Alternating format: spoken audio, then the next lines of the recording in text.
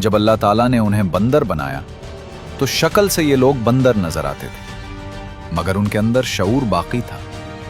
ये लोग इंसानों की तरह बात नहीं कर सकते थे, मगर अपने रिश्तेदारों को देखकर पहचानते थे। ये कहानी है एक ऐसी कौम की जिन्होंने अल्लाह ताला की नाफरमानी की, तो अल्लाह ताला ने उस कौम को इंसान से बंदर बना दिया। 1200 साल कब्ल मसीह बहरा अहमर के करीब एला नामी एक बस्ती थी।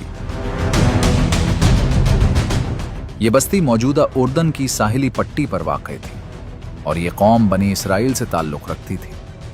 ये वाक़या हज़रत दाऊद और सुलेमान अलैहिमुस्सलाम के थोड़े अरसे बाद का है। ये लोग चूंकि शरीयत मूसवी के पाबंद थे और सब्त का हुक्म उनकी शरीयत में मौजूद था, अल्लाह ताला ने यहूदियों पर हफ्ते के दिन हर तरह की तिजारत को ममनू करार दिया था। जिस तरह नमाज जुमा के वक्त उन मखसूस लम्हात में खरीद व फरोख्त और तिजारत मुसलमानों पर हराम है, और हज़रत ईसा अलैहिस्सलाम के मानने वाले भी इतवार के दिन को अल्लाह ताला की इबादत के लिए मुख्तस करते हैं। ऐसे ही अल्लाह ताला ने हफ्ते वाला दिन यहूदियों के लिए इबादत के लिए मुख्तस फरमाया था। एला की कौम चूंकि साहिली पट्टी पर आबाद थी, ज्यादातर लोगों का जरिए माश मछलियों का शिकार करना था। अगरचे बहुत सारे लोग दूसरे शोबे रोजगार से भी वाबस्ता थे, और ये बस्ती तकरीबन 12,000 अफराद पर मुश्तमिल थी। जब अल्लाह ताला ने हफ्ते के दिन शिकार की ममानियत फरमाई, तो आजमाइश के लिए हफ्ते के दिन पानी में मछलियों की तादाद ज्यादा कर दी, जिसकी वजह से वो लोग लालच में आ गए और उन्होंने शिकार के लिए हीले बनाए। वो लोग हफ्ते वाले दिन जाल डाल देते थे और अगले दिन इतवार को मछलियां निकाल लेते थे और कहते थे कि हमने ये शिकार इतवार को किया है। बाज लोग समंदर के किनारे मखसूस रास्ते और नालियां बना लेते थे, और हफ्ते वाले दिन जब मछलियां ज्यादा होती थीं तो वो उन नालियों में पानी छोड़ देते थे, जिसके साथ मछलियां भी आ जाती थीं, और फिर वो रास्ता बंद कर देते थे। अगले दिन उन नालियों से मछलियां निकाल लेते थे और कहते थे कि हमने ये शिकार हफ्ते को नहीं किया। इसी को हीला कहा जाता है, जिसमें ज़ाहिरन फर्माबरदारी होती है मगर हकीकतन और अमलन नाफरमानी होती है। हीले के जरिए सिर्फ इतना फर्क आ जाता है कि वो खुल्लम खुल्ला नाफरमानी नहीं कहलाती, अलबत्ता उसमें मक्कारी, चालाकी और अखलाकी गिरावट का उन्सुर गालिब रहता है। जब वो माहीगीर इस तरह की जालसाजी करते थे तो उस वक्त उनके उलमा और मजहबी तबके ने उन्हें इस चीज़ से रोका और मना किया कि ये गलत है, ये सिर्फ शक्लन फर्माबरदारी है, मगर हकीकत में धोखा है। उन्होंने अपने बड़ों की नसीहत ना सुनी और इसी तरह हीले के जरिए हफ्ते के दिन शिकार करते रहे। अल्लाह ताला ने बतौर सज़ा उन माहीगीरों को जो हफ्ते के दिन हीला करके शिकार करते थे, उन्हें इस नाफरमानी के जुर्म में बंदर बना दिया। ये लोग पूरी कौम के लिए बल्कि आसपास की कई बस्तियों और इलाकों के लिए निशाने इबरत बन गए।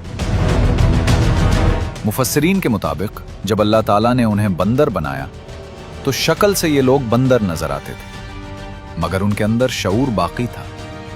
ये लोग इंसानों की तरह बात नहीं कर सकते थे, मगर अपने रिश्तेदारों को देखकर पहचानते थे। जब उनके घर वाले उनके सामने आए तो वो बंदर अपने भाई बहन, माँ बाप और बीवी बच्चों को देखकर रोते थे। इसी हालत में वो कुछ दिन जिंदा रहे और बहुत जल्द ये सारे लोग इसी अजाब की कैफियत में हलाक हो गए। बंदर के खुसूसियात में से ये है कि वो नक्काली, चालाकी, हीलासाजी और अखलाकी गिरावट में रहते हैं। चूंकि माहीगीरों ने नाफरमानी के लिए उन्हीं सारे उमूर का इर्तिकाब किया था जो बंदर की खुसूसियात हैं, उनका जुर्म बंदरों की हरकत से मैच कर रहा था, तो अल्लाह ताला ने भी उनको हकीकतन बंदर से ट्रांसफॉर्म किया। अगरचे साइंस के मुताबिक यह नामुमकिन तसव्वुर किया जाता है। मॉडर्न बायोलॉजी के मुताबिक इंसान का डीएनए मुकम्मल तौर पर बंदर में तब्दील होना मुमकिन नहीं, और ना ही साइंस के पास ऐसा कोई मैकेनिज्म है जो इंसानों को दूसरी स्पीशीज में तब्दील कर दे। साइंस की एक थ्योरी है कि साहिली इलाकों में जिल्द की बीमारियां, चेहरे का बिगड़ जाना, बालों का गैर मामूली तौर पर बढ़ जाना और समंदरी कीचड़ की गंदगी के बायस बहुत सी मुख्तलिफ बीमारियां पाई जाती हैं, जिसकी वजह से इंसानी शक्ल में बहुत ज्यादा बिगाड़ पैदा हो जाता है। इसलिए बाज लोगों ने बंदर वाले वाक़े को इसी से जोड़ दिया। इसी तरह एंथ्रोपोलॉजी में भी इस किस्से को सिंबॉलिकली तसव्वुर किया जाता है। उनके यहाँ डीह्यूमनाइजेशन एज पनिशमेंट का तसव्वुर मौजूद है।